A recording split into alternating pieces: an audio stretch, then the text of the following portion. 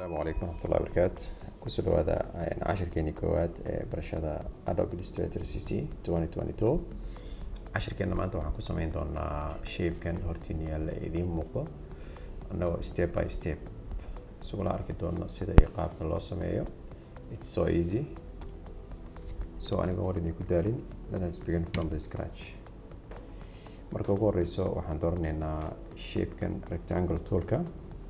Then rectangle toolka markaan doorano waan jiideynaa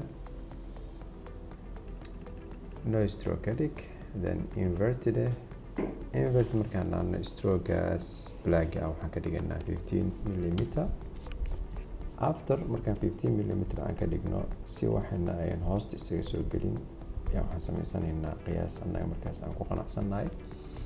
kadibna waxaan sameynaynaa round corners adiga xor ah intii aad ku qanacda sameyn kartaa. After waxaan sameyn doonaa rotation aan ku sameynaynaa shape-keena. rotation markaan sameynayno waxaan tegaynaa rotate toolka oo shaashadeena bartaa ka saaran. double click ayaan dhahaynaa rotate toolka.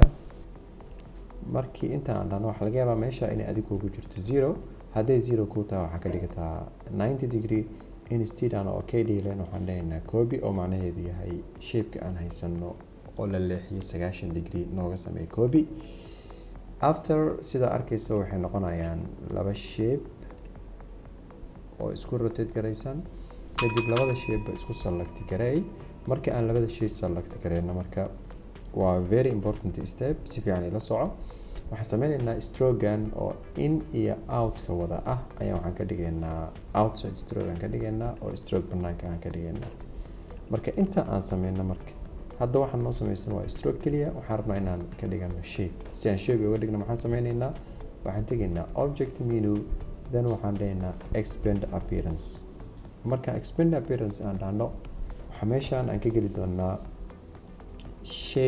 tool markaasi aad muhiim u ah howlahaaga oo dhan, especially marka aad ku shaqeynayso Adobe Illustrator CC version-ka doontaba hayso.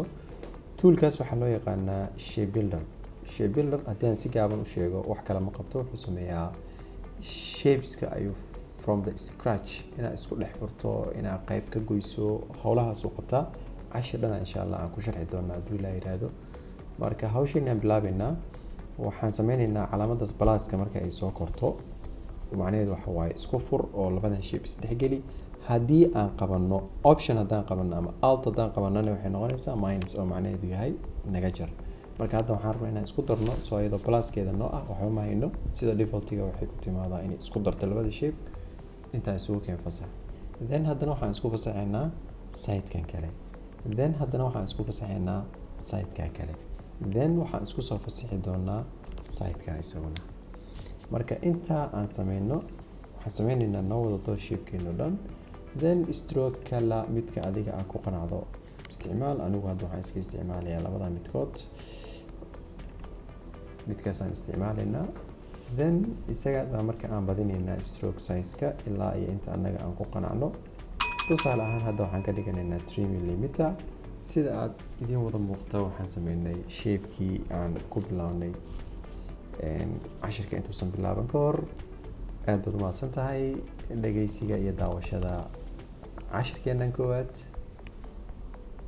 waxay noo balanaa insha Allah cashirkan kan xigo aan idin tusin doono more advanced tips oo ku saabsan sida loogu shaqeeyo software-kan loo yaqaano Adobe Illustrator CC. aad baa u mahadsantihiin. soo dhawaada hunayaal.